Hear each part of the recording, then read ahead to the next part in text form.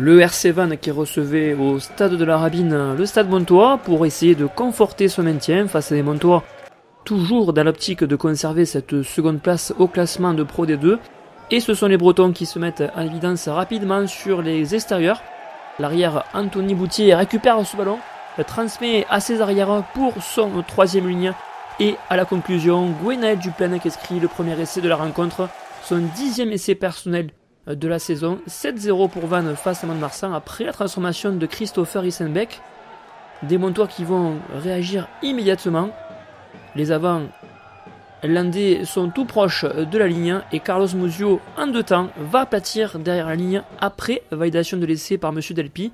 7 partout entre les deux équipes.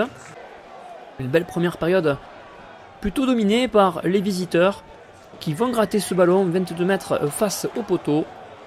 Et Daré Garber, le buteur montois, permet aux siens de repasser devant 10-7 après 20 minutes de jeu. Des Montois qui font parler leur puissance sur le secteur de la mêlée fermée. Et encore une fois, Daré Garber, toujours précis au pied, va rajouter 3 points supplémentaires pour les hommes du duo Oradou-Lossuc. 13-7 pour les Landais après une grosse demi-heure de jeu. Des Vannetais qui vont connaître quelques difficultés, mais vont obtenir une pénalité convertie toujours par ce même Christopher Ilsenbeck. Les Montois qui seront à la faute par l'intermédiaire du capitaine Carlos Muzio qui sera prié de rejoindre le banc pour 10 minutes et juste avant la pause, le buteur Ilsenbeck rajoutera 3 points supplémentaires, un score de parité à mi-temps, 13 partout. Des Vannetais euphoriques en cette seconde période et qui empilent les pénalités.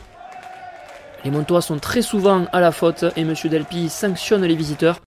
Christopher Isenbeck, auteur d'un 100% ce soir à la Rabine, rajoutera 2 pénalités supplémentaires, 19-13 pour le RCV, qui portera l'estocade quasiment à l'heure de jeu avec l'essai du seconde ligne Javier Laguiosa, l'Argentin, qui après plusieurs temps de jeu va aplatir cet essai, parfaitement transformé encore une fois par Christopher Isenbeck.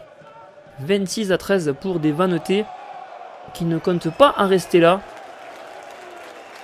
Ils vont encore une fois bénéficier d'une pénalité, 35 mètres décalé. Christopher Isenbeck, impeccable dans son jeu au pied, rajoutera 3 points supplémentaires. Des Vannetais qui finissent très fort cette rencontre.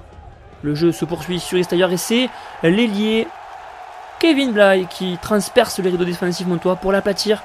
Le troisième essai du RCV. 36-13 après transformation de Christopher Isenbeck. Des Vannetais qui assurent les 4 points pour un maintien tout proche face à des Montois bien décevants à la Rabine.